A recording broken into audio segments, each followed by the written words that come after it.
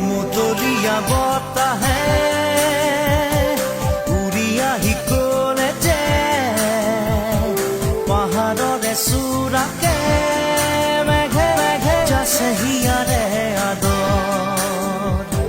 জুৰিটিয়ে বেগেৰে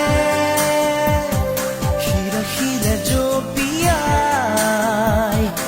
আবেগেৰে কৈ যায় খুৰা পিৰিতিৰ নাই ভাগৰ আবেগৰ ৰাগি বতাহত উৰে চদিশে মই কিনো কৰোঁ তুমি নাই মোৰে কাষতে